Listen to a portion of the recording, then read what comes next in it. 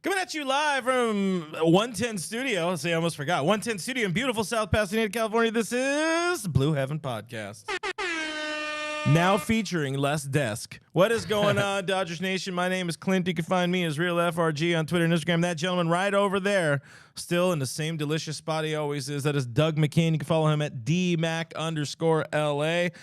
Welcome to the show. Doug, how are you doing, my guy? It is a Monday, and we're that much closer to Dodger baseball, they say. I'm doing really good. I mean, it's raining outside, and there's only been 17 rainouts in the history of Dodger Stadium. Hasn't happened since April 17, 2000. It's over 1,800 games, so just missing Dodger baseball and a lot of stuff to dive into in this show. Hey, no rainouts at the Blue Heaven Podcast. That's for damn sure.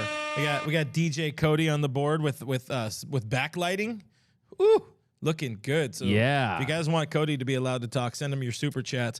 On today's show, we got to talk a little bit more about the Bauer stuff, and then we're going to move on. But our final thoughts on that. We did a great interview. Doug ran a great interview with Mr. Chris Taylor of your Los Angeles Dodgers, 2021 National League All-Star. So we'll have some highlights from that interview and just kind of recap and talk about it. Yeah, he was right there. That's the CT3 screen. We want to talk about 2023. It's time. So we want to look ahead a little bit at what we should be excited about, what you guys hopefully could or should be excited about, predictions, and a whole lot more on today's show. We got to remind you, though, this is a podcast. So if you guys want to subscribe and listen to us in your car, in your ear holes at work, if you want all the Doug you could ever take, we are on Apple Podcasts. We're on Spotify, iHeartRadio, Google Play, everywhere your podcasts are available for free. We live there. And, of course, if you're here, subscribe to us on YouTube, youtube.com/DodgersNationTV. Hit the bell, leave the like. That really helps us in YouTube's world. What do you got? I got this from Michael Correa over on YouTube, who says, "Are you in a broom closet?" It does make it feel a little smaller, huh? It's intimate. Yeah. It's engaging. We got Will says, Clint, D-Mac, what's up? You guys rock. Thanks for rocking with us, Will. We got Craig Osterberg. Hi, Legend. guys. Dan T_B2B. Appreciate the insight. We appreciate talking Dodger baseball with all you guys out there. Cooper Neal says, what's up, Dodgers Nation? Cooper. Noah Cameron says, new desk alert. And I'm sure Noah will get down this desk on some roundtable sessions hopefully this week if you get better. But yeah. Still adjusting. Yeah, everyone, we got to what's up, Dodgers Nation? D-Mac here from baseball. I'm right here. It almost sounds like I'm making the comment, but good evening, Dodgers Nation. So, yeah, we're ready to rock. I mean, lots to get into. Like Clint mentioned, we're going to start talking about that 2023 Dodgers season. We're really closing in. Before we know it, it's going to be pitchers and catchers reporting, spring training, and then regular season is only 80 days away. So it's nuts. That's pretty insane. That is nuts. I'm very excited. You know, I was less excited for a while, but now I'm starting to get that baseball itch again. You know, I don't know if there's a cream. I don't know if it's a thing I should go to a doctor and get treated for. If baseball itch, what do you think on that, Cody? Like, should I get that checked out? Is that something I should be worried about? Absolutely, you should get that checked out because, look, guys, health is important. Clearly, Clint is going through something. If you could send your super chats, we could send Clint. We could to the. Oh, speaking of super chats, Woo! we got That's what's in. I hope you're saying I'm saying. There's an ointment for it. It's called Irvi ice. Carrasco, $20, and they said nothing. But thank you for the super chat. You. We appreciate that. I always appreciate it, guys. We're not out here just to be looking for funds, but I'm very much finally getting the itch to have baseball back in my living room again because it's about that time, 2023. About a month from now, we're going to be talking about pitchers and catchers reporting, and it's going to be a good time, a good reason to celebrate something in February, as they say. Let's get into our stuff. The last little bit on Bauer, of course, we did the live stream on Friday, just not too long after the news dropped, and during the stream is when we found out about Bauer's statement where something seemed to miss, where he said, in so many words, he had a feeling that the team was going to let him come back and pitch. And then, of course, that has been heavily refuted off the record, it seems, by players, or not by players, but by officials from the team. You know, Bob Nightingale had an article about it. Rosenthal mentioned it in his article. I believe John Heyman mentioned it. Of course, Heyman has big-time beef with Bauer and all of his people, but I know you have a video coming out on just the final little button-up of a whole bunch of Bauer stuff, but it it's interesting to see kind of what we were talking about. And one comment mentioned it last week. It seems like it's mostly the team probably wanted him to say something, to apologize in some way, and not to say that he necessarily needed to incriminate himself or apologize for something he firmly says he did not do. What you can do, it feels like, is at least just make the phony gesture and apologize to the team for creating a distraction in any way, and that you're looking forward to competing with these guys again. But instead, ego gets in the way, and hard-headedness, I would say, in this case, and he's getting paid either way, but not in Dodger blue.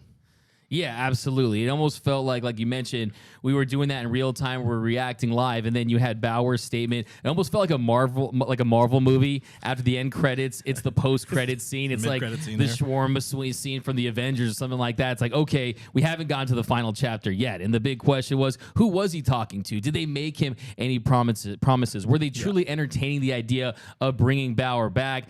And yeah, based on some people I talked to over the weekend, I mean, we talked about who was possibly at that meeting. Was it Andrew Friedman, Brandon Gomes, who in the Dodgers brain trust was a part of that process? But like you mentioned, I think you hit it on the nail, is that if Trevor Bauer wanted to find a way to maybe meet in the middle with the Dodgers and say, look, yes, there were no charges and this and that, but I think people need to remember that Major League Baseball doesn't need to have charges to release a player. They can release a player at any time as long as they pay them the current balance of their contract. The Dodgers could release Mookie Betts or Freddie Freeman if they wanted to. It's their team. Exactly. But the point is that they could release anyone. But yeah, I think if Trevor Bauer had expressed some remorse or this or that, but the reality is that he was never going to apologize for something that he vehemently was denying. But hey, I mean, like I always say, or like I've always been told, apologizing doesn't mean that one person is right, one person is wrong. It just means that you value the relationship more than you value your ego. Yeah, so it's not a situation where, again, he's saying, I'm sorry for doing this or not doing this.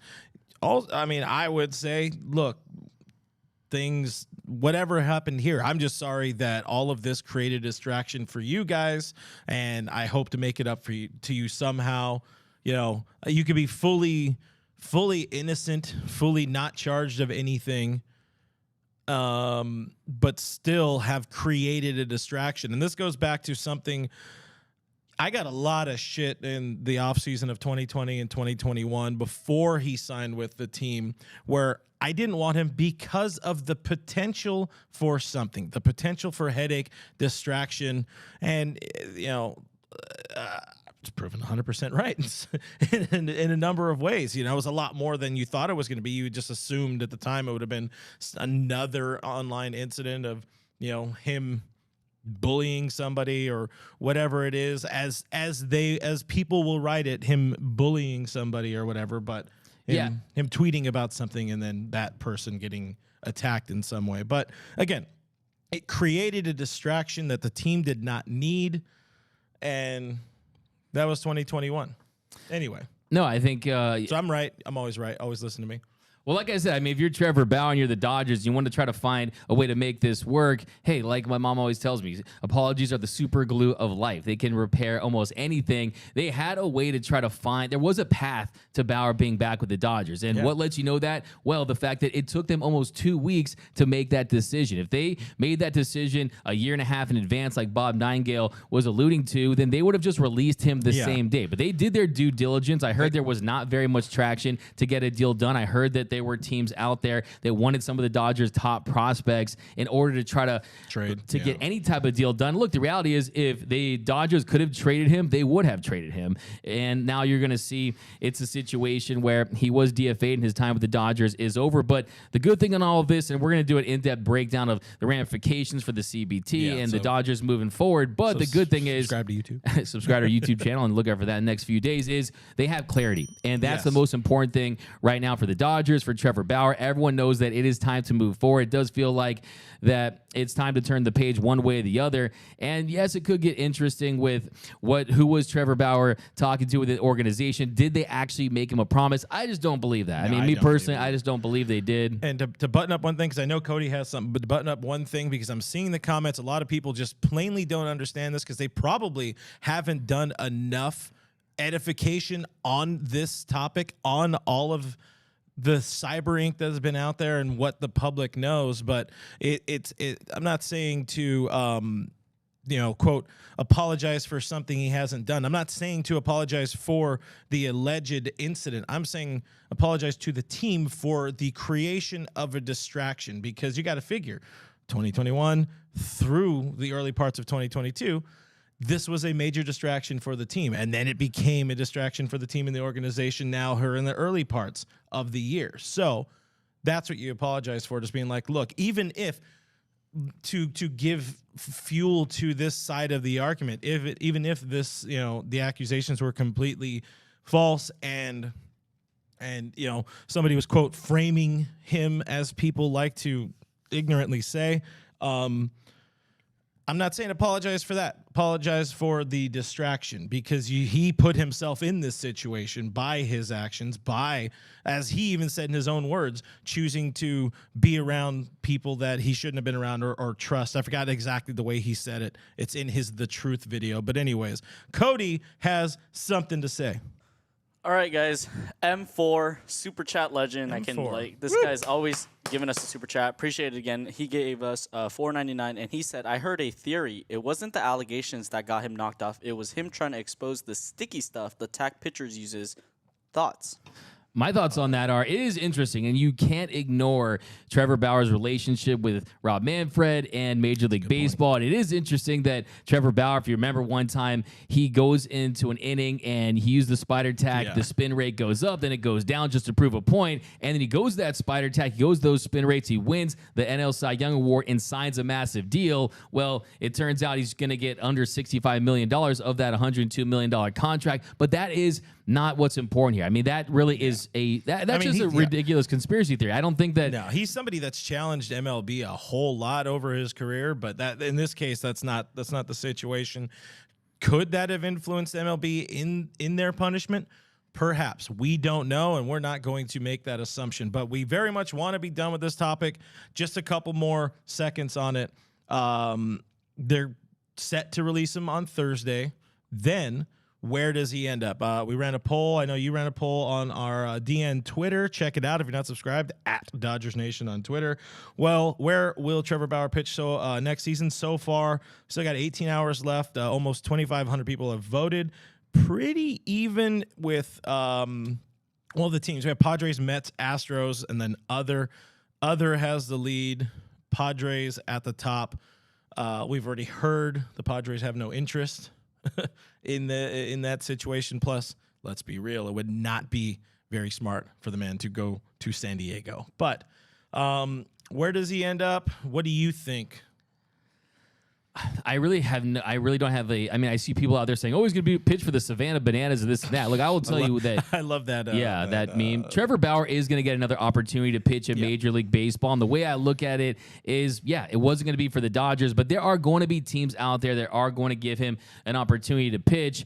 Like with the Padres, I heard that he wanted to pitch for the Padres, but that, of course, is not going to be the case. Now, if you look at the waiver wire, how it works, I mean, there were people saying, he wanted to get the Dodgers were trying to trade him to an AL Central team, but they're really the first teams in line on that waiver wire. I see him pitching in the American League somewhere. We'll see.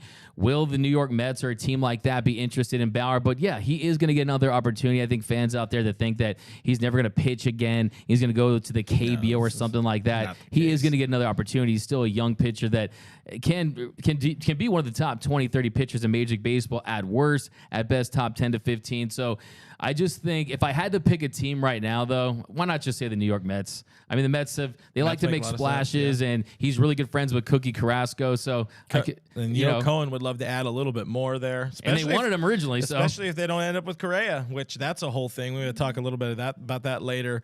Dan Moreno says, I'd be pissed if he goes to the Padres to the Madres. Gary Ace is Houston, Philly, New York. Philly, interesting case, interesting idea there. Eddie Romero, it's time to move on. The Dodgers made their bet, and I agree. It is time to move on. So in the moving on, do you guys think the team perhaps tries to make some sort of splash as a kind of making it up to the fans sort of thing? We've heard a lot about Brian Reynolds. We've heard a lot about other names. What do you think? Do you think there's anything imminent? I don't think they go out there and just Analysis, force a move. baby. Yeah, I don't think they go out there and just force themselves to make a move. But I think if there are some players that become available at the right price, maybe the Dodgers do consider it. I think when you look at the financials, they are third-time repeat offenders. So you're looking at a 50% on the CBT on the first $20 million. So yes, they are going to have to go into the tax no matter what for a myriad of different reasons. Yeah. But I just think that they do believe in some of these young guys and they want to give them an opportunity. I think you probably will see something closer to the trade deadline when it comes to addressing their needs. Ideally, if the right name becomes available, of course, I've been high on Corbin Burns, but there are other guys that could be available too. I mean, Shane Bieber's out there and the Guardians. The Guardians are always looking to move guys for the right prospects. So and move guys that might eventually start costing them money. Absolutely. Yeah. So, yeah, do I think this team needs another starting pitcher? They do, but there's also guys that are good. Like some of the young names we'll get into in a little bit. The Noah Syndergaard, where, unless you're going to go with the six-man rotation, you're going to stick to that. I think they'll start the year with who they have. Yeah, in a vacuum, this team does not need any more starting pitching. In reality, this team 100% needs more starting pitching because you can't necessarily expect or hope that you're going to get 30 starts, or you can't even hope, definitely can't expect to get 30 starts out of Kershaw. You're not going to get 30 starts out of Syndergaard. You're not going to get that even out of, Gonsolin. Dustin May, I think he's going to be a 20-24 start kind of guy. Still coming off of Tommy John. He's still got a long way to go when it comes to getting happy, getting healthy, getting right, and getting that length going there. But and the trade market just is not existent at the moment. That's really just the reality. Yeah, I mean, you're not seeing with the anything. expanded postseason, teams want to see how they start off the year. If they have a good start, they maybe become buyers. Yeah. It's like reaction cam. So, I mean, the trade market really just is really dry at the moment. So we might start to see some activity heat up maybe in the next few months. And we know that this is the time of year that Andrew Friedman likes to operate, right? He gets up, he starts to stretch, clear out his eyes, and then he might make some moves. But do I think that he'll try to make a move to appease Dodger fans that are upset about Trevor Bauer? No, I absolutely do not, because I think that the Dodgers realize that Dodger fans that are this passionate about Trevor Bauer, they're in like the top 10% of Dodger fans. So they're so passionate about this team that I don't think that they would allow one player being released really end their fandom of a franchise that they've been supporting for decades and decades. I know there's a lot of fans upset, and I understand why you are upset, but I think it's really the bigger picture here is if you look at this roster, yes, they're very talented. Yes, they are trying to break in some young players, but they're not going to make any rash decisions because of one player being released. Yeah, it makes enough sense. That's fair. What do you got? Interesting comment, and I'm curious to see what you guys think, because Dan Moreno said maybe one of the Miami pitchers. Obviously, throughout the 2022 seasons, there was a lot of rumors going around. Pablo Lopez, Sandy Alcantara. What do you guys think about? I mean, I think that Pablo Lopez, when you look at how much team control he's still under, and you look at the market and how starting pitchers are at such a premium right now, he is an interesting name in that you look at how he compares with Julio Urias and the fact this could be Julio Urias' last year in Dodger Blue. I hope they get a deal done. I think the Dodgers are definitely going to be serious about trying to retain Julio Urias, but the fact that the Dodgers have been showing interest in Lopez like they were at the trade deadline, let you know that they like him. There's something they've identified in him in the way he works the bottom of the zone, changeup. I like Pablo Lopez, but he's not a guy that's going to be a number 1 or 2 on a World Series winning team. I mean, Sandy Alcantara, you don't trade a Sandy Alcantara. I mean, you would have to give him top 10 prospects, the Hollywood sign. Marlins, the perpetually rebuilding Marlins. They're not going to trade Sandy. Pablo Lopez is somebody that's probably on the radar being traded. I think that it would not be a smart time to do it right now, because if he has a good season, his value is going to be highest when everybody's in it at the trade deadline. You prefer they go out and try to get a Corbin Burns, but Miami is definitely a reality, and that's where it is kind of good. Where the team is at right now, where the Dodgers are at right now, in that they can go into spring training with the exact roster they have, and it's probably going to be pretty good. But you're going to be able to identify the holes, and you have 3.5 months to really figure out what your team needs. Of course, the expanded playoffs really changed the reality and changed the complexion of the trade deadline, and so many more teams think they're in it when the reality is they're not. I mean, they're in it into getting into the tournament, I guess, but that changes some things for LA for sure. Get us some comments here. Teresa Gates says, yes, Brian Reynolds. AJ Gonzalez, our friend, he says Kazi Ishii is available. He's a little older now. How old is Kaz now? Like 43, 40? He's getting up there. He's got to be older than that because he pitched a little bit later. If only somebody had the internet. I'm gonna. Oh, you look it up. I'm gonna guess. I'm gonna say Kazuhisa Ishii is. I'm gonna go 48. Going 48. Let's see here. Drum roll. You have it. He has it. What do we got? You said what? I said 48. Doug, guess? I'll go 49. $1 over. He is 49. That is correct. And I didn't look it up. I swear to God. Hey, everybody. I swear. I swear to Hit God. that like button. I swear to God. If Doug's a cheater. But it wasn't a Also, guess. It was just me trying to go one. Super Super chat. chat. What do you got? No, super chat if you Oh. think Doug's a cheater too. See, IE Doyers in the stream says Dodgers will let the Angels see how talented our youth is and then trade them for Showtime. I love it. Let's go. Showtime would be great, but I think one trade that I think is very intriguing and is a great fit could possibly, if Max Fried would ever truly become available and the Dodgers really wanted to add another ace pitcher. He's a guy that makes a lot of sense. Harvard Westlake kid, grew up a Dodger fan, grew up a big Koufax fan, of course, his family. So, yeah, I mean, Max Fried is an absolute baller, still under 2 more years of team control. I've heard some things about him in Atlanta and him wanting to get traded. So, I mean, it'd be very interesting to add Max Fried. Insider sources? Trust me, bro. Source, trust me, bro. But no, I really have. I mean, Cody got drunk one night and just he's not of age.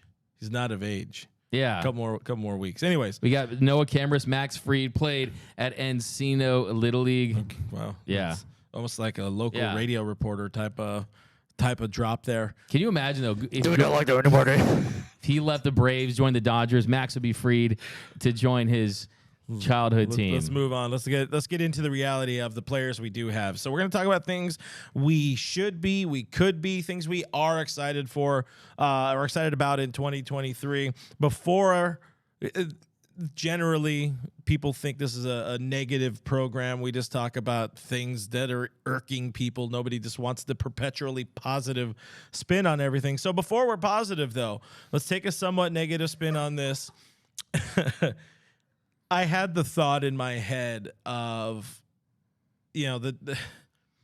we're talking about a multi-billion-dollar organization with the Dodgers, and isn't it kind of cheap of this club to care so much about resetting the tax penalties this year? I wanted to get your thoughts on that. Like, why are fans paying for, throwing away, quote, $22 million with Bauer? Why are the players suffering? Why is Clayton Kershaw suffering with a potentially less than stellar roster because they want to reset this tax penalty? Like, I don't know.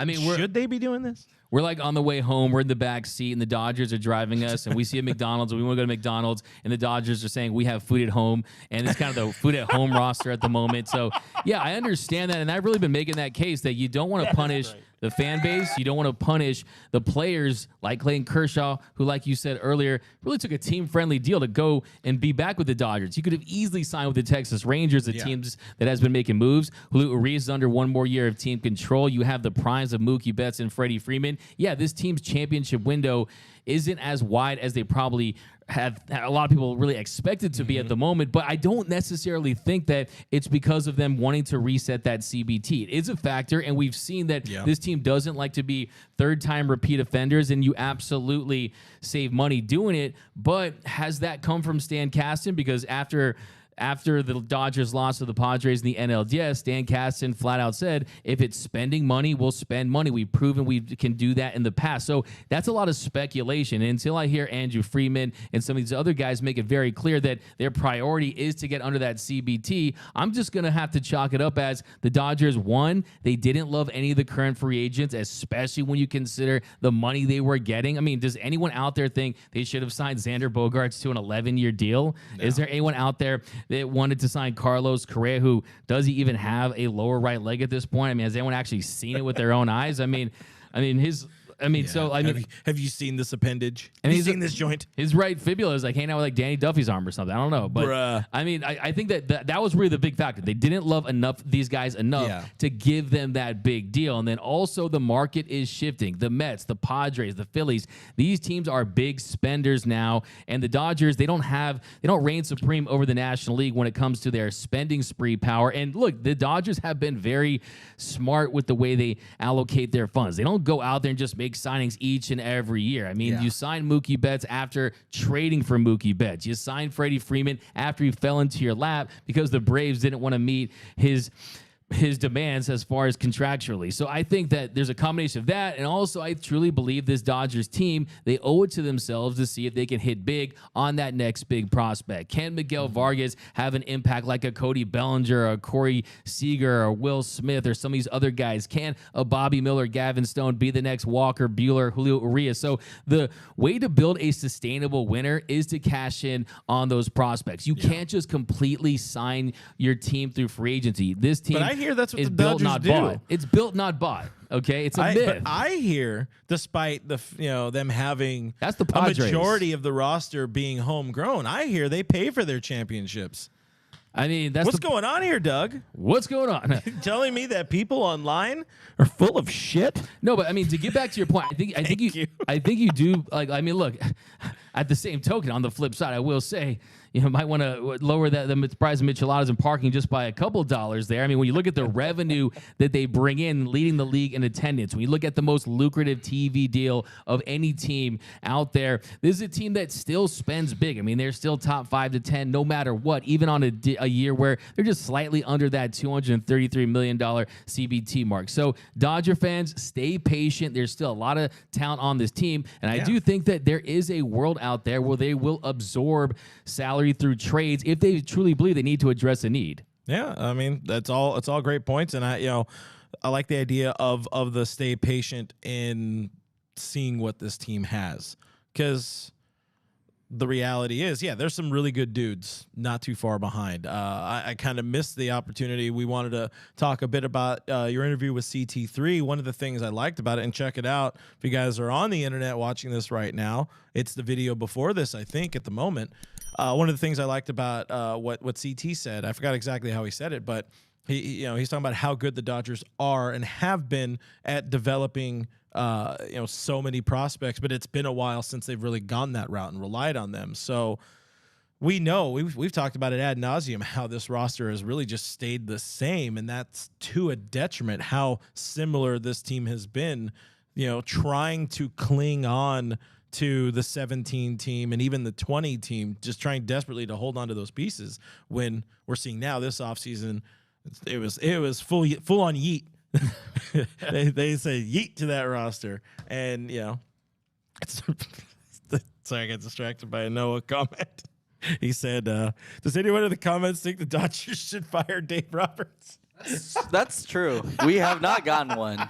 Fire Roberts. We have some good comments though. We have Alexander Z talking about Doug, how he or she wants Doug's biceps. Oh, Doug and the gun show? And then they were talking about how Clint got that drip. I ain't got no drip. Got that drip. My drip is called You should have seen Clint gritty. It shows that dab real quick. Mini dab. I don't know what you guys are talking about. This is all false. I am a respectable adult. Oh, Jesus. You're about, hey guys, mash that dislike button for the dab, and then quickly go back to the like button. But okay. Oh, and super chat. That's the only time Cody's allowed on camera.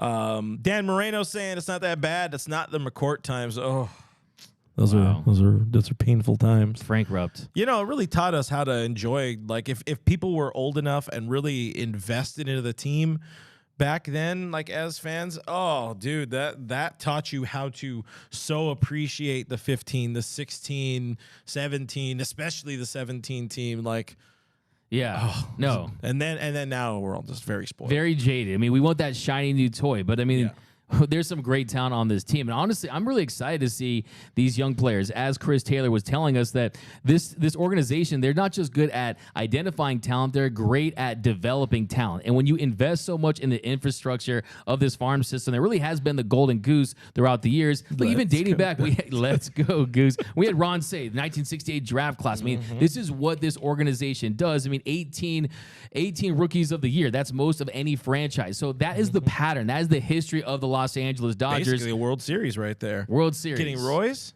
Yeah, exactly.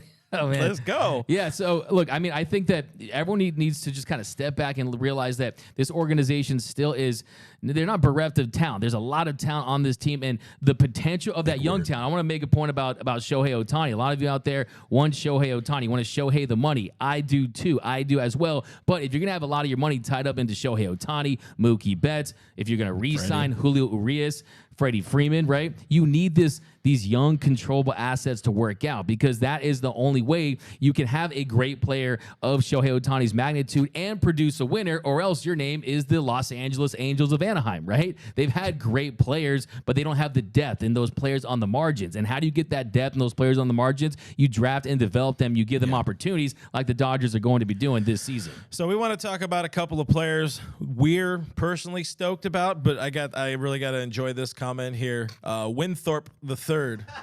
So did you guys coordinate your wardrobes for a team photo today?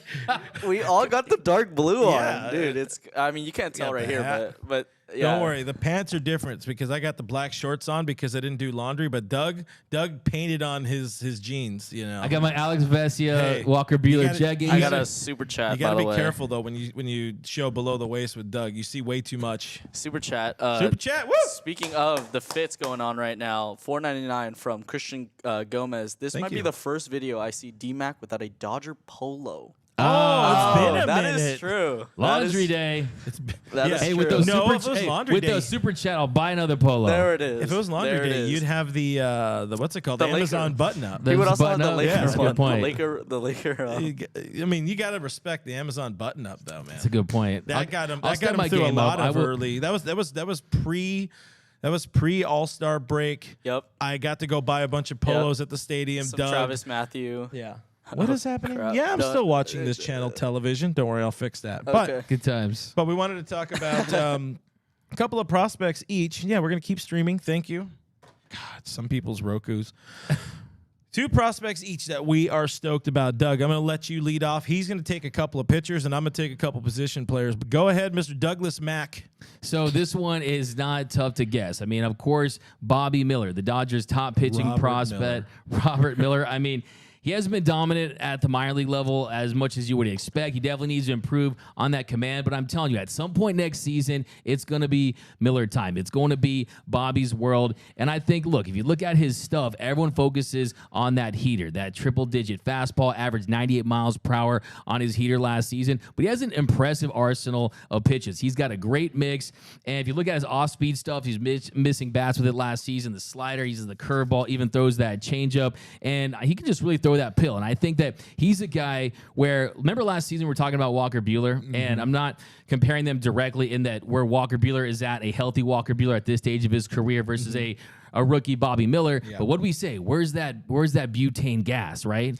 Well, Miller has that gas, and I think that if he finds that command, and that's really one of the reasons why he hasn't dominated as much at the minor league level, is that fastball hasn't played up as much as it could because of the command. And I think I've actually heard that they've had him using some of those secondary pitches to develop him for the next level. I really think that he could be unleashed next season, have a big impact.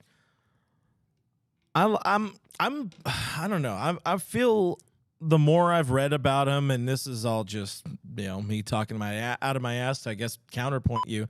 Thank you. I'm the one at the moment who's a little become less bullish on the man just because of those command issues.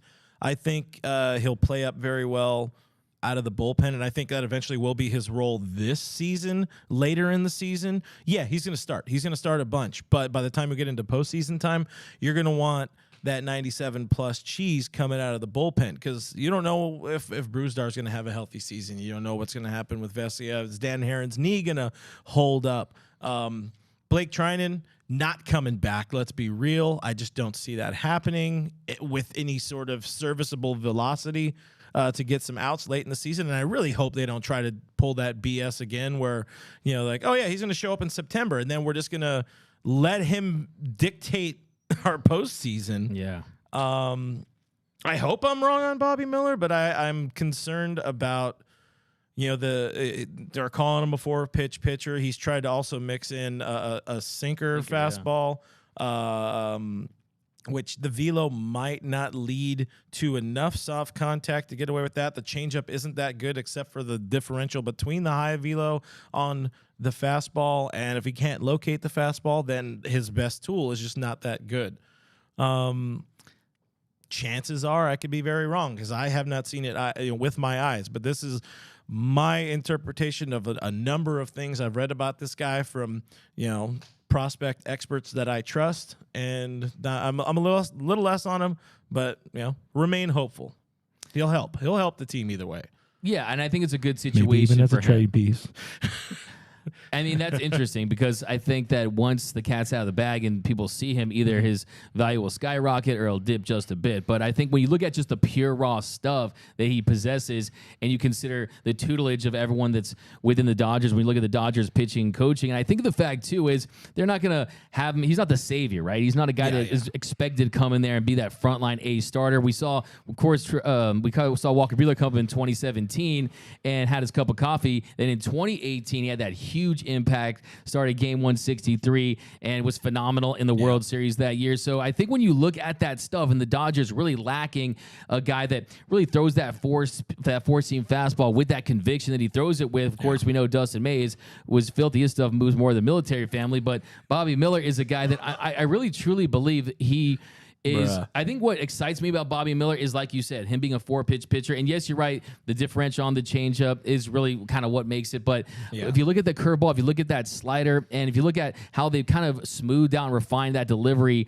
it's not as much. It doesn't take as much effort as it did in the past. I think that he is ready for the big stage. Cody and I saw him at the Futures game, and look, the je ne sais quoi, the it factor, the show chain game of Bobby Miller, the way he rocked his cap, he's gonna be. There's something about the guy. Tell me about his star power. Absolutely. I mean, you can see it in all of them. Even Miguel Vargas when he was there, and then I believe Diego Cartaya. All three of them. You can tell. Like to me, and it might be a bit of a bias, but to me, and I think you would agree, those three looked the most swagged out for sure. The way they were wearing their hats, the way they had their chains. Swag, huh? Yeah, definitely. I mean, earlier in the season, we called him Bobby Big Time, and we want to see it. We definitely want to see it, and we saw a glimpse of Miguel Vargas, and then hopefully we see Diego Cartaya, or maybe they all get traded. Who knows? We never know. No, for sure. Yeah, I definitely think that's what I love about these shows. You just say who knows, and then you're good. You can say whatever the hell you want. Maybe I could end up on Mars this year. I don't know. Who knows? We'll find out. Yeah, exactly. Who knows? A good question here to kind of break it up, break up the positives, because we got Miller time, we got Bobby in there, but Nando 390, our friend asking, is Ryan Pepiot a bust? What are your thoughts on Pepper? It's Pepper time.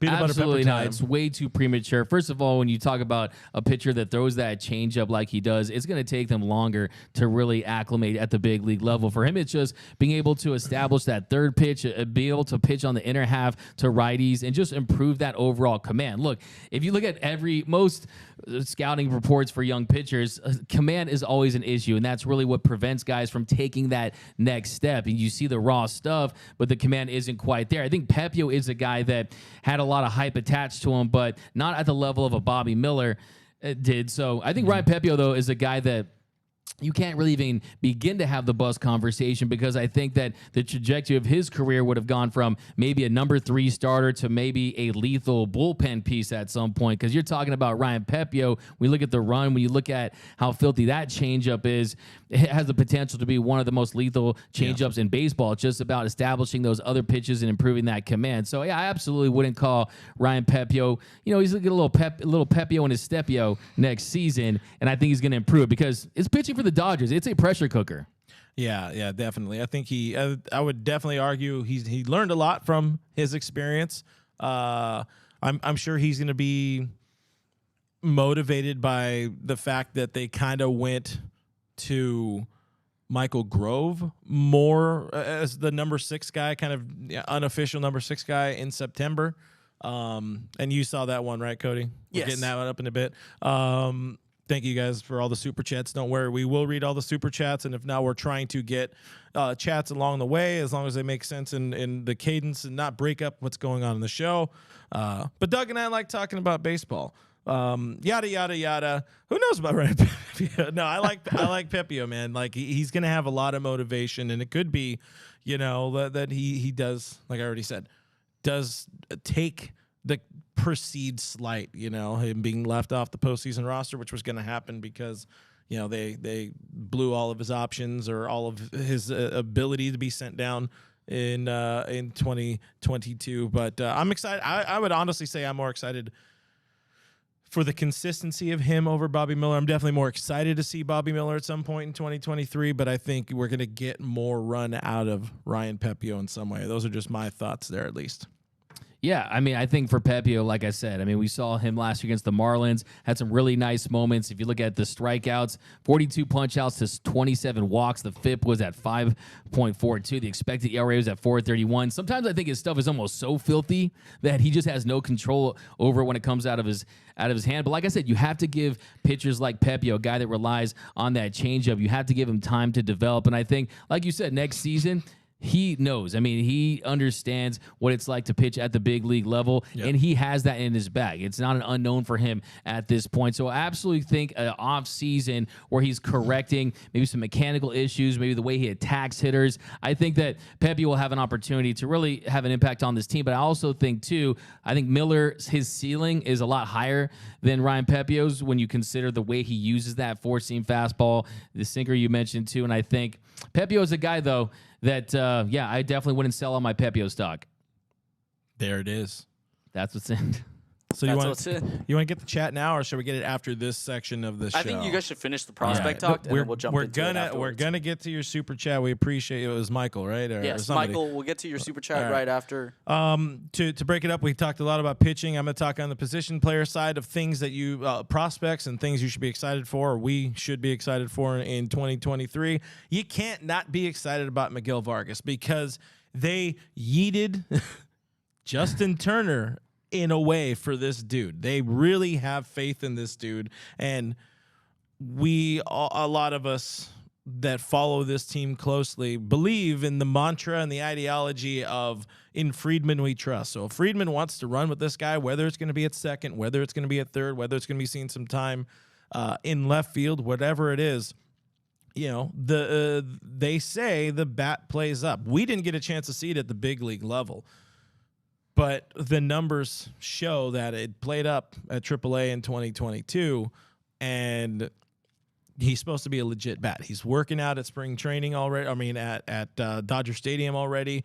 He was one of the guys that CT was pretty damn high on as well when he was going through his kind of run or spiel on the prospects and in the post JT era, I guess we'll call it, amongst the other folks. Who have since departed from this organization. But hold on, I know I have a quote somewhere, so I'm just going to buy more time by making words. But I guess I'll get into the CT part. What are your feelings on the Miggy Vargas?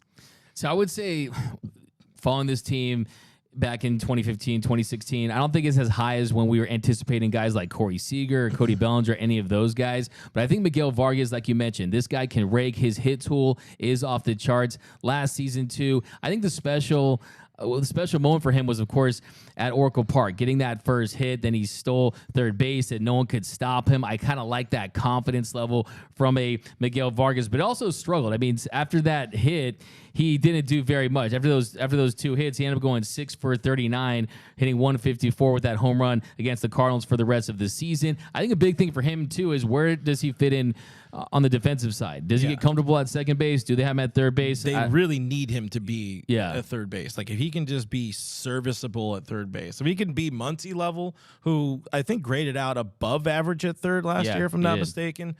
The eye test didn't quite show it to me. But then again, I'm used to, I watched Adrian Beltre come up on this team, or other great Dodger third basemen like Casey Blake.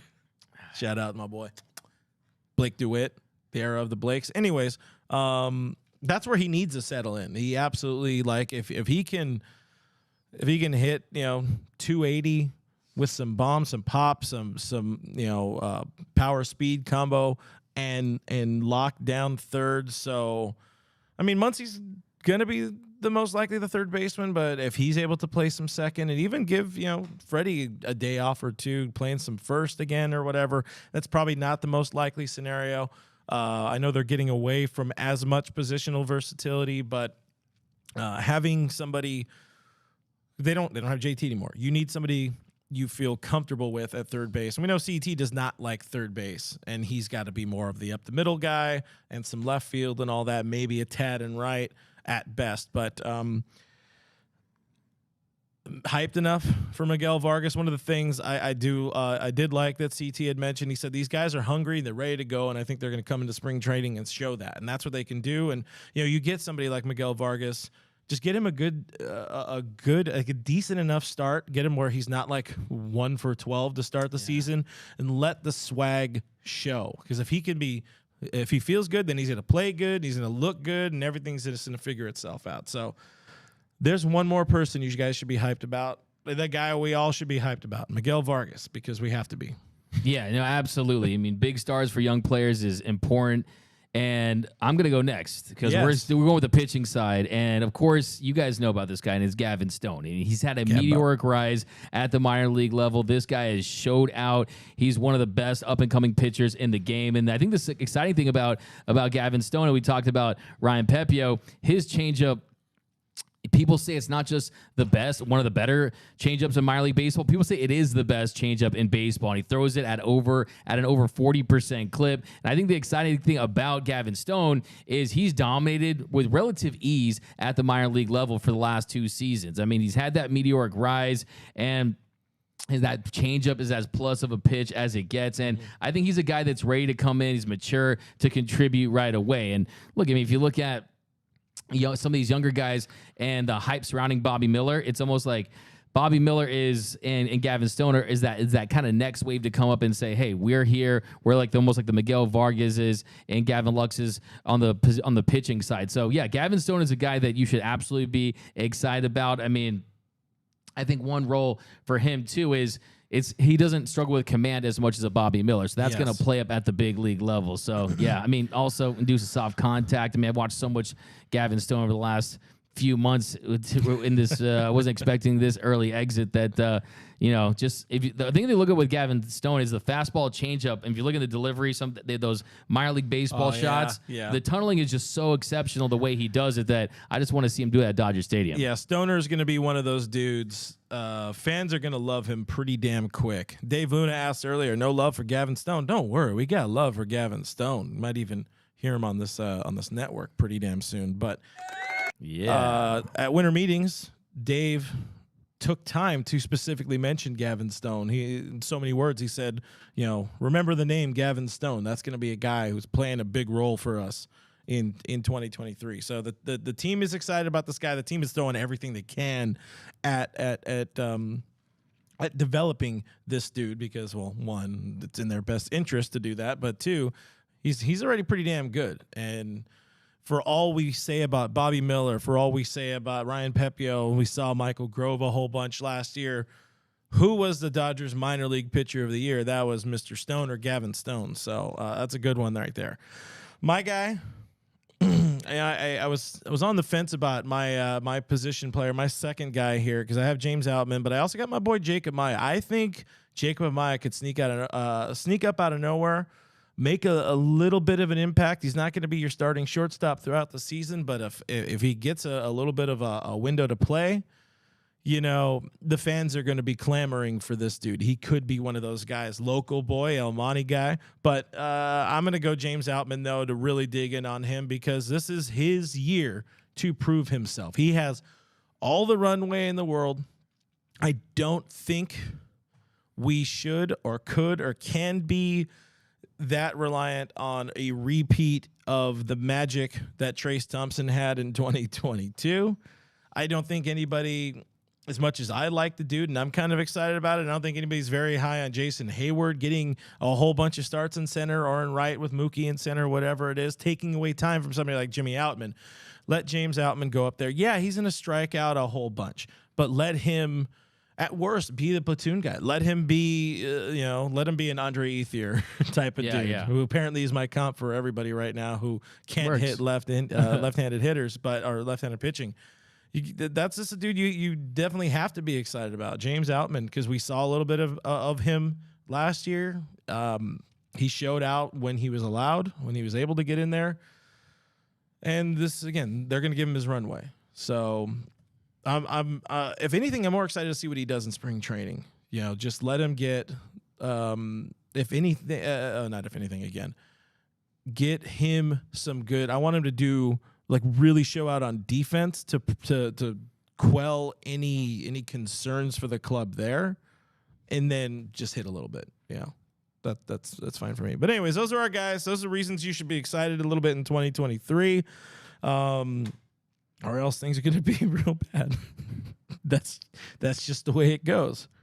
But you have anything to add on Outman, or shall we move on to a few more comments? Yeah, I mean, those are both great picks. I think with James Outman, I think it was big for him to come up and have that success. It almost feels like he's like a folk hero of some sort. People just believe in James Outman on such a level. And I think, the old John Eli effect. No, yeah, it's pretty amazing. But also, too, you know how players have those nicknames for their teammates that only they call them? One of the Chris Taylor interviews, they call him Audi. Yeah, what Audi did. But yeah, no, that's a great pick. That's what's in. Thank you.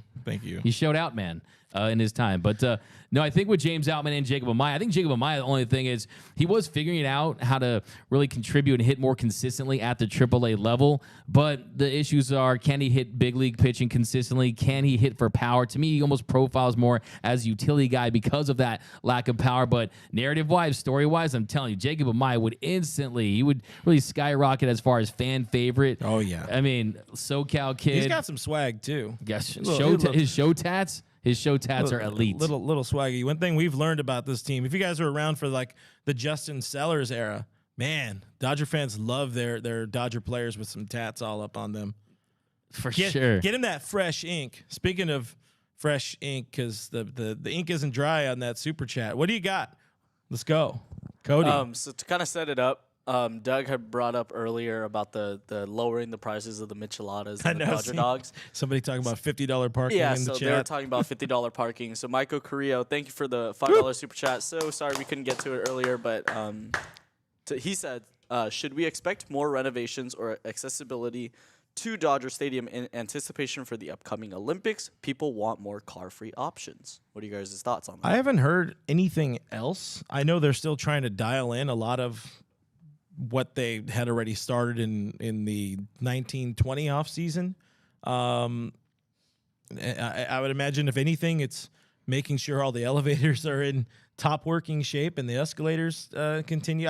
I would like to see them add more. I guess, we really call it just ADA accessibility to the pavilion, mezzanine area up there, like the higher levels. There's really just one elevator dead center in the center field pavilion, the plaza, going up to the second level and the third level, and that top bar.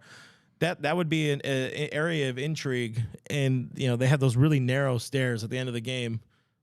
Might be tough for some drunk folk. Yeah, I think what I would like to see them add is add a couple more World Series trophies for maybe 2023, 2024. But no, why don't they do this before? I don't know if you guys know this. If you want to watch Dodger Stadium mind-blowing secrets over on our YouTube channel, is there 100 of them? Is 100 or plus? Plug it, baby. Let's go. One thing that's very interesting is when they were making Dodger Stadium, originally there was going to be no left or right field pavilion. I know left field pavilion, that's where it's at, but they were just going to have a big water fountain. My grandpa got stabbed there.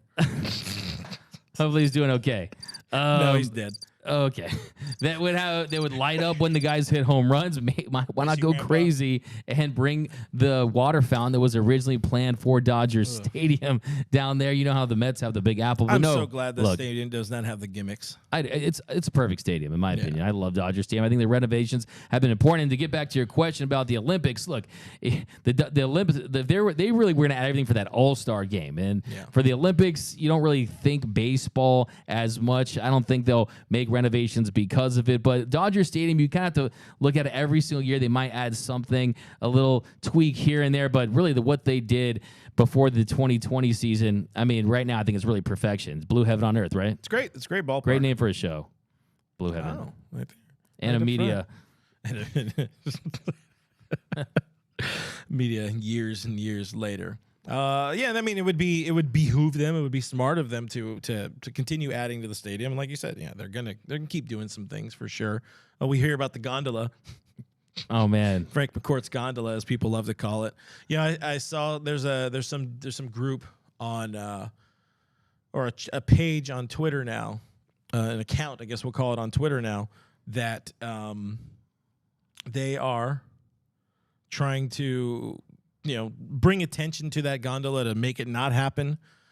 And the only I looked at it very briefly, but the way they are trying to dissuade or get people on their side saying, hey, this thing is really stupid and sucks, is because they're saying like, oh, looking up in the view and seeing all these carts, oh, that's going to be unsightly. That's all you got? It's going to look ugly? Wow. Bro, if that gets people to Dodger Stadium, it gets everybody in and out. I don't care. I give Frank McCourt more of my money. We gave him enough in the early 2000s or mid and late 2000s, Might as well just keep giving him more, get in and out of Dodger Stadium cleaner, easier, whatever it may be. It's going to be a nightmare. It's not going to work the way they want. But if it works, I'm all for it. Why not? Yeah, no, for sure. That'd be a cool topic. Like, what should they add to Dodger Stadium? Cody, is there anything you wouldn't like to see them add at Dodger Stadium? At Dodger Stadium. Yeah, that's the place. It's right behind you, actually. Yeah, there's Dodger Stadium. Yeah, is that where the Angels play? Yeah. Padres play there. Bruh. Who plays there? They've been played. I mean, all of the teams play there at some point. Oh, especially in 2023 because of that new schedule life. Oh, exactly. 13th. Mr. X, that's that Blue Nation life. For the Olympics specifically, or just in general? Just in general. Just in general. You as a fan, what do you want to see? A Chargers night? Want some more comfortable seats. Yeah. You should try being a big, thick, and meaty boy. Maybe I should bring the LeBron cushion. You know how LeBron has that cushion that he like has to sit on every time? Maybe I'll bring the cushion. Can you bring a cushion? Yeah. You probably can, right? Yeah, you can. You can also buy them for like $48 at the stadium. Oh, why don't I do that and then buy the $50 parking and the $50 michelada? You know what they need to do? They need to bring back Dollar Dodger Dog Night so we can do more content with fans. Oh, that'd be good. Hell yeah. That'd be great. Papa Cantella, get off your ass. Make the dogs cheaper. Got that dog in it. All right, we're getting off the rails here, guys. Just saying. Andre said the best carnitas tacos in the left field pavilion on Tuesdays. Just saying. I did not. Oh, that's right. They do have the Taco Tuesday. Taco. Here we go from Nando. Says buy one get one michelada nights. That'd be great. More dog nights from Carnivorous Lunar Activity. Dodger dogs at Dodger the stadium. Dogs, or is it like take pups at the park? Yeah, pups at the park. How about bring a reptile? Nah. Also, like buy one get one free michelada night. I'm just imagining that one guy like drunk out of his ass coming out of the trailer. He's like banging against the wall, sloshing all over the place. Toe up from the flow up. Businessman specials on getaway days again. That's from Ray. I feel like, guys, we're gonna probably have some time. We'll have to dedicate a whole show to this topic because I'm really interested. Boomer Assassin says I'd like a massage parlor in the nosebleed section. You know, it's funny. I was gonna say like you want to see a massage parlor? Yeah. What do you want? I thought Deshaun Watson played football. Whoa! Problematic. Not that type of show. Let's Nightingale nights. 2-for-1 Michelada nights need to be a thing. Dodger Dogs from Bob Nightingale says Nightingale night. Let's go. I like that one. Roy says, how about a monorail? True. Monorail. That could be a thing. Monorail. Like that's could be a thing, right? I mean, mono means one and rail means rail. It was designed after Disneyland, so they looked into that. So I don't know. It'd just be like a pain in the ass though to do that. Like, that's pretty much so inconvenient. Little COVID tube. Oh, for sure. No Yeah. matter what you do, it's gonna be so inconvenient. Yeah, the whole Good idea, but I just don't think it would work in LA. Dodger Stadium is perfect as it is. All right, Janet Marie's going to pay me to say that. Nice. Let's go. That's what's in. Let's get into a little bit of MLB news, and then we want to have some fun with predictions. Hey, what do you know? It's another long show because that's what we do now. Things that have happened around the league. Your friend, Alan Lorenz Pollock, AJ Pollock, goes to Seattle. Some people very hurt because everybody wants every former Dodger back that's ever played for this organization, it feels like. But I hope he gets an opportunity, hanging out with J-Rod. They say he's going to sort of not back him up. They want him to, be the insurance to Kelenic or Kelenic, however you say his name, the guy that the GM Travis. was really high on. Yeah. But, I mean, it's fine. He made no sense to come back to L.A., so where I feel bad is, like we talked about it a few weeks ago, is, that option vesting cost him so many millions of dollars. But, it is what it is. Really did. I mean, I think Pollock's a guy that can still help teams. I think you look at that Mariners team, the way they're assembled, he's essentially going to be a fourth outfielder, and he's always been able to rake against lefties. Last season at a 935 OPS versus lefties, but that production against righties dipped last year down to 593 was the OPS. So really they could use him as a platoon guy, a great guy in the clubhouse, a clubhouse leader. He is getting older, but still he's a guy that if you look at his career really hasn't had two bad seasons in a row. So I think AJ Pollock's out there to prove, hey, on a $7 million deal, there were guys out there saying that he was going to sign minor league deals. So I think Pollock, I mean, that's a team that's really trying to win, and they could definitely use his veteran presence. Plus, let's be real, Seattle it's in such a better situation for him than going to the White Sox and playing for old man La Russa, not knowing what the hell his role was probably going to be. The White Sox they're in a really interesting situation, we'll say it. So that's going to be a lot better for him. Going up there, having some youthful exuberance injected around them. It's a very fun ball club. I don't think anybody who was a Dodger fan had anything bad to say. Could you not? No, I don't think any Dodger fan had anything bad to say about Seattle, and I think as soon as the Dodgers were bounced, everybody was a Mariner fan. But yeah, that's a good point. Latest on Carlos Correa, we don't know if he's going to be a Met or not. They want to get it done. He wants to get it done. His kid's wearing an I Love New York shirt, really trying to make things happen, I guess they say. But there are reports and rumors and murmurs that he could end up sort of back in the full mix of free agent market. I don't see that happening. I don't think there's a way this deal does not happen. Do you have any counterpoint to that? Any thoughts?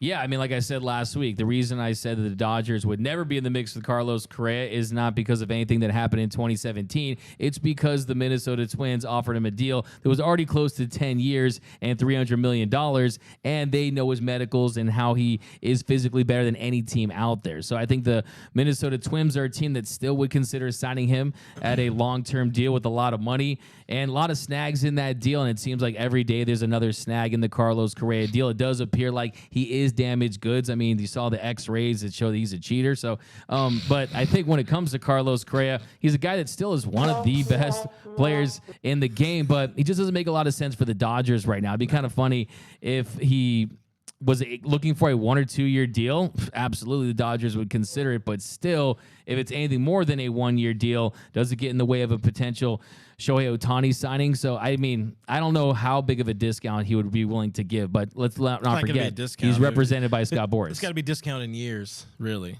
And language and framework and this and that. It's never, like I said last week, I mean, his backup deal is the Minnesota Twins at 10 years, like 283. So I just don't see it happening. I think the interesting thing is really if he signs with the Mets, how does this impact them long-term in next season? So Super chat. Bob Nightingale, $4.99 asks, D-Mac, yo, can you please do your Correa impression? Can we just get if you don't know the facts? Oh, that's okay. We do. If you don't know the facts, you need to shut the fuck up.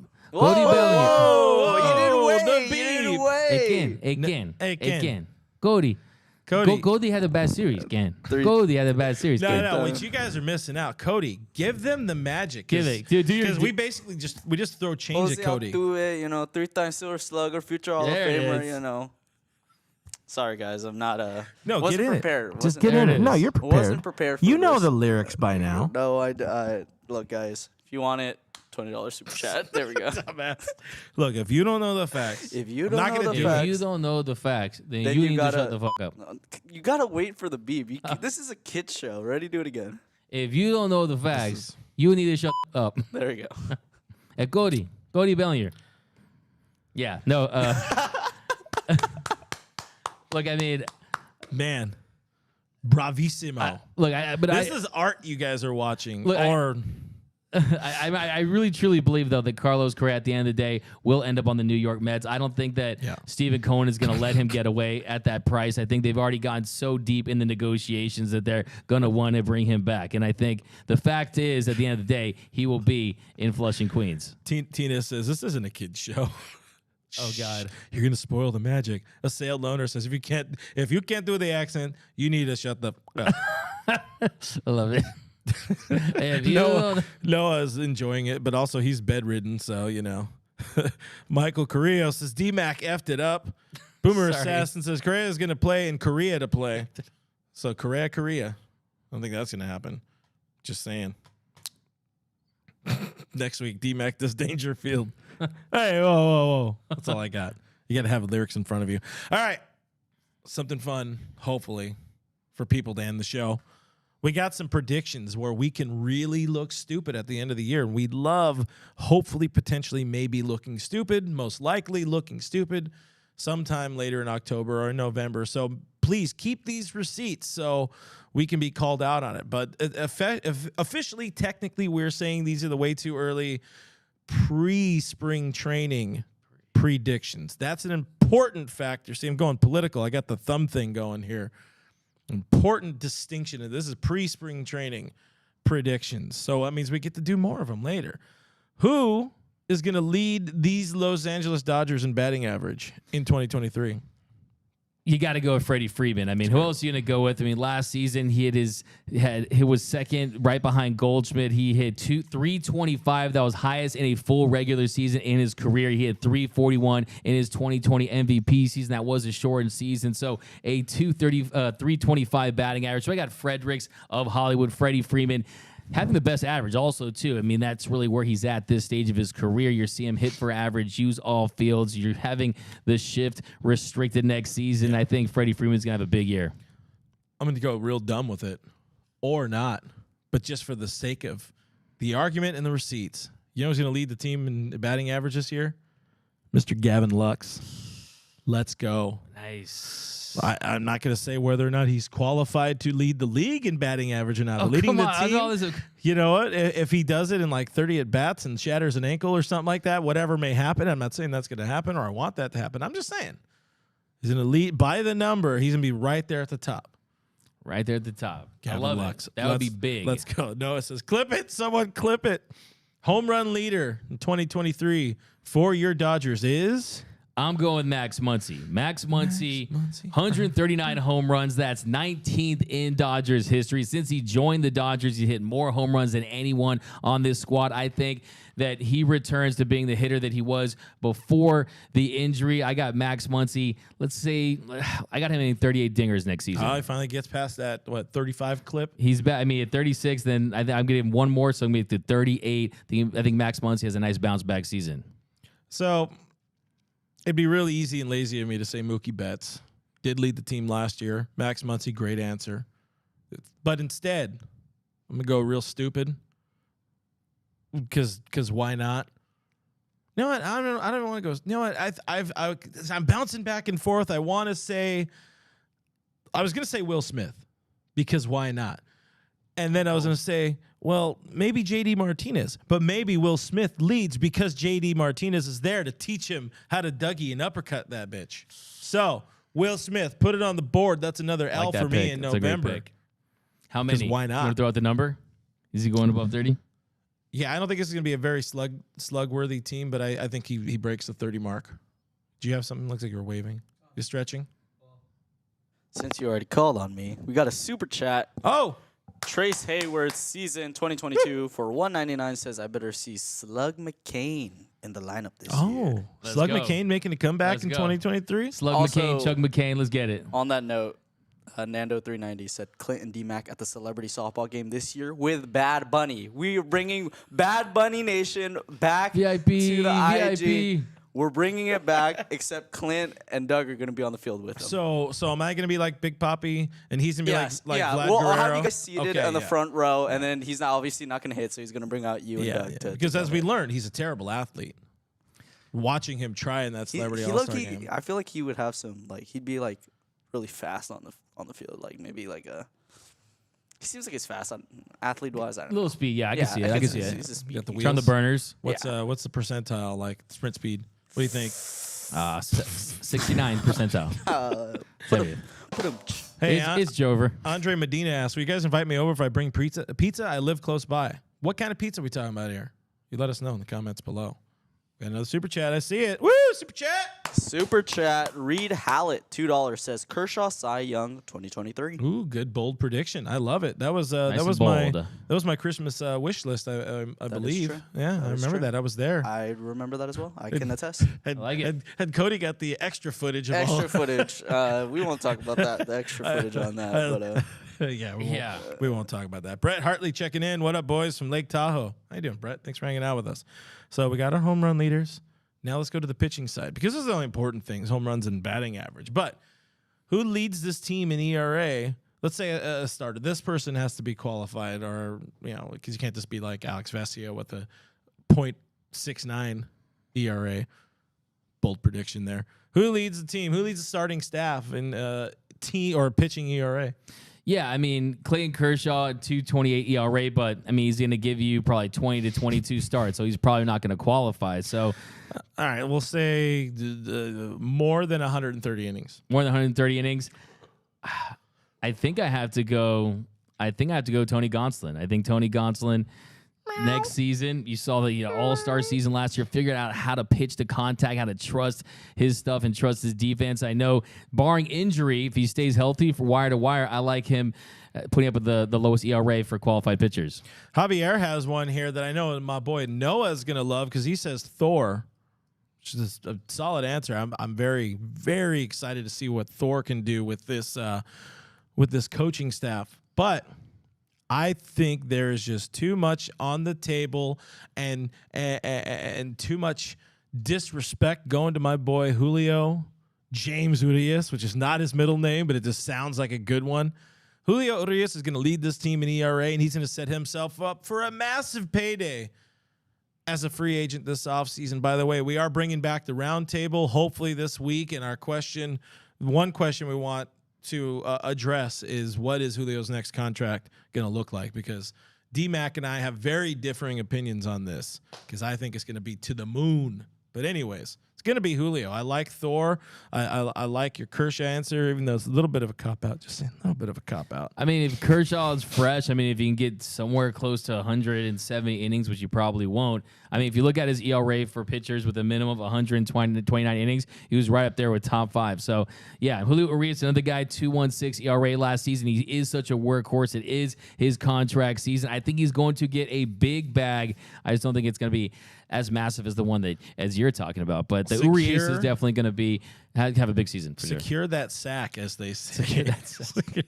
Noah had a bold take, and D-May leading the team in ERA. Pitching wins, my favorite stat, Eric.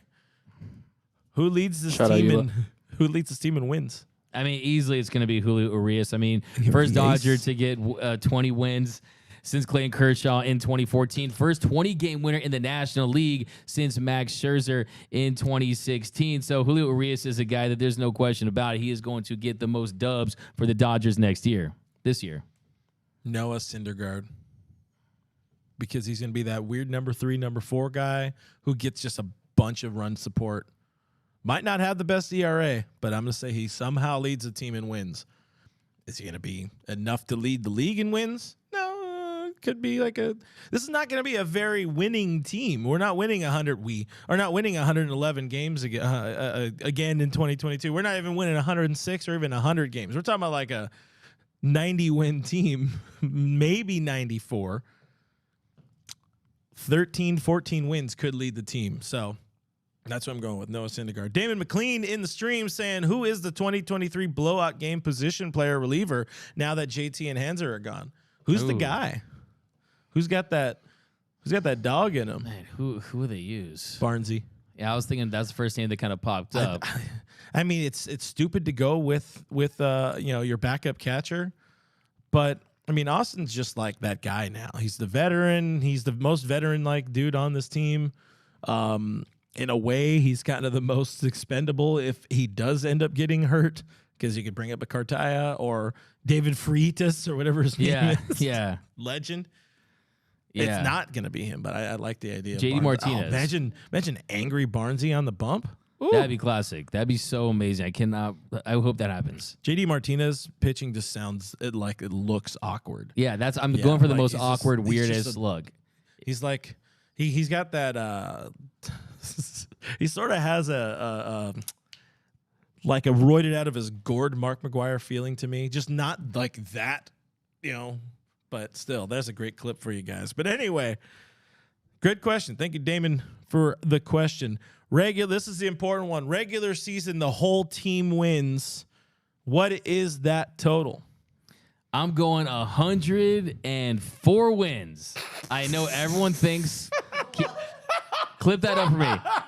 Hey, last season, no one here picked even over 100 wins. And I told you guys the Dodgers would win 107 games. They end up winning 111 games. But this organization, one thing you can count on them doing is winning in the regular season. You saw that 2017 team with so much grit. You didn't see the big stars in that 2017 team. You didn't see, and what you see, you saw the influx of young talent. So I think this Dodger team, they're going to play with a chip on their shoulder. They're going to have some extra motivation after what happened to the Padres in the NLDS, a team that made all these moves, a team that went out there and signed Xander Bogaerts, a team that beat the Dodgers in the NLDS. I mean, 104 and 58. I think that's a nice number. I do think they get over 100 wins.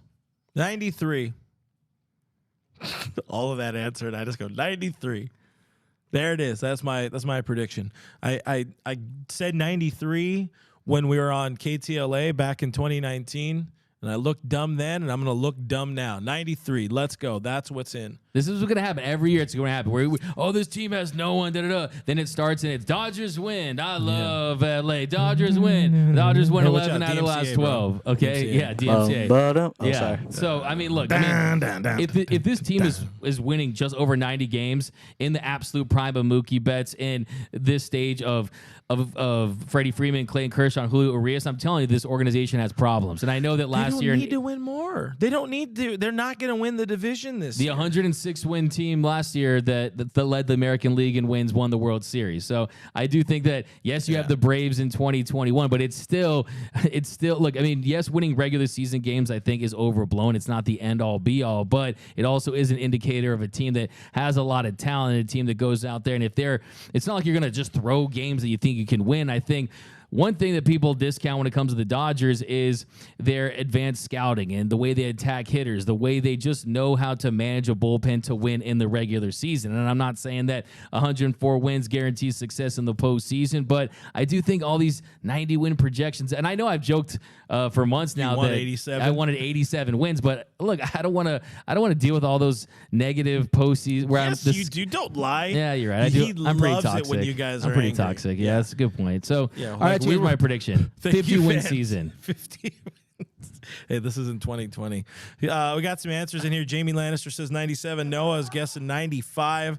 Anthony Keene says 88, so that's right in the pocket of what you really want. Javier, 92, 93 games from Sicko. I said 93, right? Yeah. Okay, good.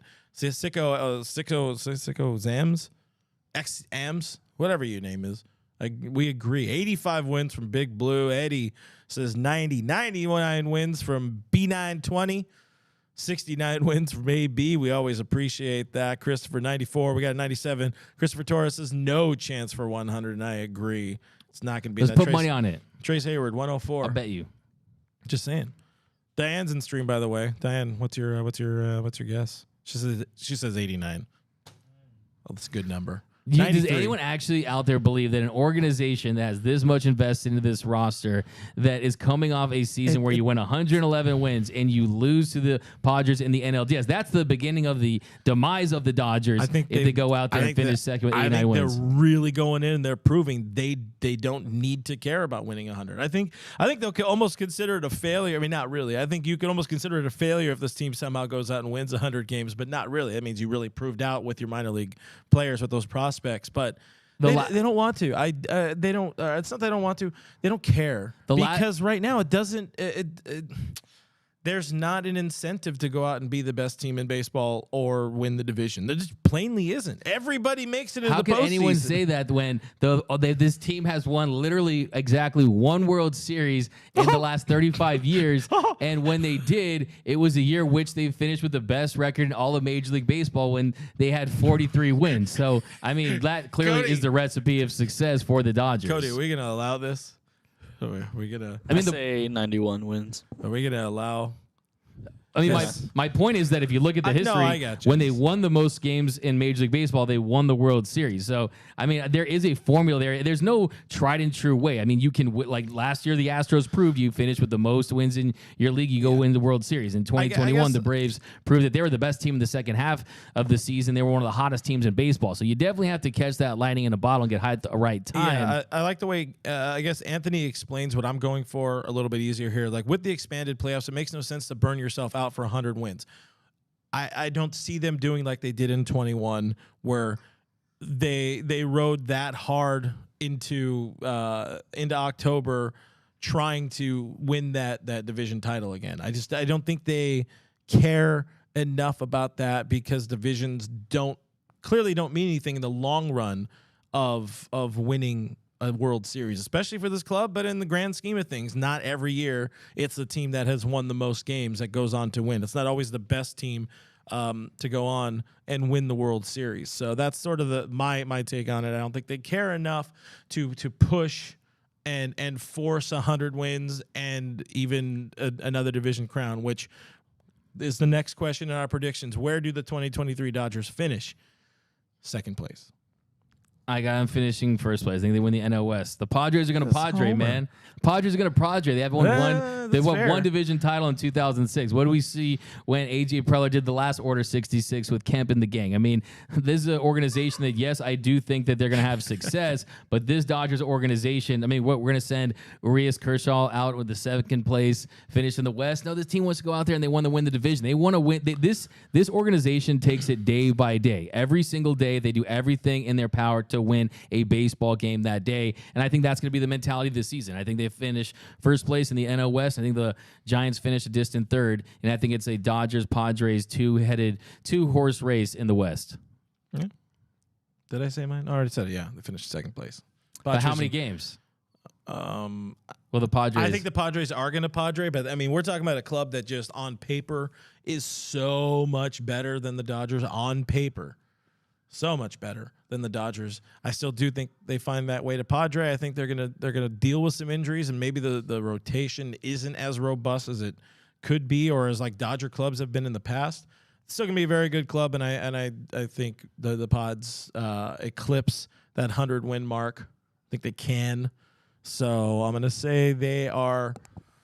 I'm gonna go 8 games better than the Dodgers. Ooh. Or 8 wins better.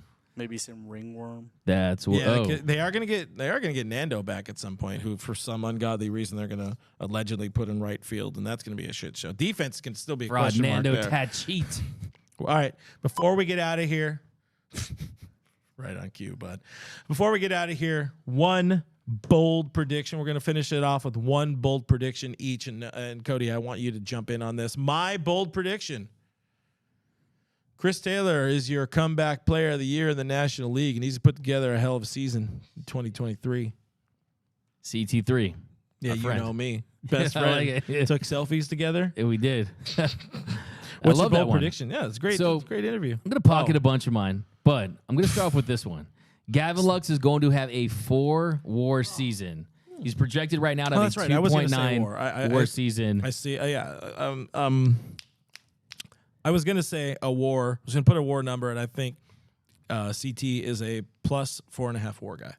I like it. All right, I like anyway, that's a sorry. big season. Sorry I to like it. derail you. Didn't derail me. I love it.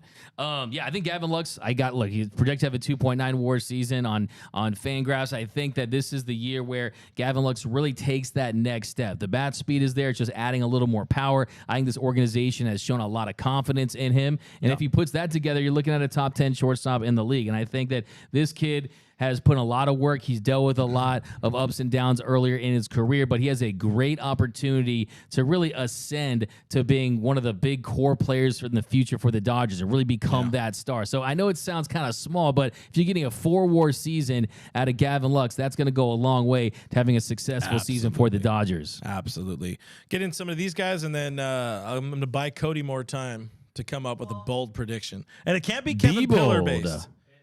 Hey, that ship with Kevin Pillar has sailed. As you say, as you can hear, I'm saying Kevin Pillar, not Kevin Pillar. Wow. I'm Giving hurt. up? I'm hurt. I mean, I'm hurt, dog. we just asked him to come into the office, and then he ghosted us. Well, you know, Kevin, What's up with that, if you're KP? listening, To be fair, also it was like New almost Year's. Christmas time, no, I You know. don't. and he sees himself as a man of faith. What's I, your bold prediction, Chief? I was gonna say 2, and they're both All-Star based. Wow, He just stole- disregarding me. He stole kind of. I'm gonna say Gavin Lux is an All-Star Oh, wow, as a shortstop. wow. That'd be pretty big. And That'd be a lot of hugely- shortstops. and how many Over Trey Turner. Ooh, hey, get out, rock the vote. is the most amount of All-Stars at an All-Star sent by a team at an All-Star game is what number? Would you guys happen to know? I don't know. I know that we sent 6 last year, right? I'm gonna go with I don't know what the number is. I think So it's, you just think they're gonna break. set a record in terms of how many All Stars they setting have? All-Stars. Oh. If it's I don't know how many it is. yeah. I mean, they're if not anybody even- knows, I think they're gonna break Bold. break that record. Bold, as they say. Some really good stuff here Yeah, you got some good in the ones. comments. Guys, Marcus says JD Martinez hit 64 home runs. Yes. Nando 390 says Gavin I mean, Lux it's will 4 be home fired. runs a game. What does that even mean? We'll be fired. That's great. We got Taco Salad Padres will come out strong and finish weak. It's their MO. And I'm calling them the paper champion Padres. So we got V-Track. The Dodgers were the best here on paper last year. And then we got not worried about them paper Tigers. Interesting. We got Noah says Clinton do a Padres rap. I like Is that your bold prediction? Yeah. That's what's in. Asaya Loner says prediction: Dodgers sneak into the wild card, but win the World Series. There you go. Jamie says CT3 will lead the league in strikeouts in 2023, but also be an All-Star. Hey now, an Oh, All-Star. sorry, real quick. That'd be funny if I said for my bold prediction that the Dodgers would fire Dave Roberts. Oh, That would be on went brand for the comments. That would have went really well Yeah. for the fans. Sorry, guys. Trace Hayward's season bold prediction is that Miggy and Lux are breakout players of the year. Jeez, look at this one. Carnivorous Lunar Activity says Tracy Thompson starts All-Star game. Wow. Well, they corrected it. It said Trace right after though. Okay. Yeah, well, sort of corrected it. Good job, guys. Yeah, we got Anthony King prediction. Julio wins Cy Young. Gavin Lux is an All-Star. Mookie Betts wins MVP. V-Track. I don't want to hear about Marcus and his 300 bowling games. He's got a lucky strike downtown LA. Lucky Strike, downtown LA. And also make sure you guys are going to CT3foundation.org if you guys aren't going to the, what is it, Top Golf Driving for Hope charity event that is going on in El Segundo this weekend or this week, Thursday. If you're not going out there, you better go out there. Go get yourself a ticket. Use our link. It's in the bio of this video if you're watching on the YouTube. And you just might see DMAC_LA out there, as well as a Cody question, as well as Cody. I will be in attendance as well. And you guys can slap Coming them in the out. face with my permission. Yeah. But please don't injure them. We need them. We need them to be beautiful. We're shooting more videos probably on Friday. So, yeah. Do that. Go support CT and marry T3, MT3 and CT3 Works. while they're doing some charity work. We need new charitable players with JT gone. So there it is. There it is. That's what's in. That's what's in. But guys, we appreciate all the comments, all the interaction as always. we did an hour and a half of this today for some reason because we're having a good time. There's nothing else important on, right? There is not. All right. As we currently speak, if you are a college football fan, the Georgia Bulldogs are beating TCU Horned Frogs 38-7. Wow. And the Lakers are down by 9. We're all you got. So, guys, find us on the internet at DodgersNation.com. That's the best way to keep up with all things Los Angeles Dodgers. Subscribe to Blue Heaven. We are on Apple Podcasts. We are on iHeartRadio, Spotify, Google Play, Pandora, everywhere your podcasts are available for free. We're probably there, so just search for us. Hell, just Google Blue Heaven Podcast. You'll see my nog. You'll see his nog. They're going to be art, thanks to our friend Cooper Neal. Subscribe to us on YouTube, youtube.com/Dodgers Nation TV. If you get us to 100,000 subscribers this year, Gary will do a barrel roll. I just promised that. It's going to do a real barrel roll. I am Real FRG on Twitter and Instagram. That man over there is DMac_LA on Twitter and Instagram. We are Dodgers Nation on Twitter and Instagram and the Tic Tac. So go find us there. Thank you for all the comments again. Thank you for all the questions. Thank you for hanging out with us, and we will see you next Monday. Bye.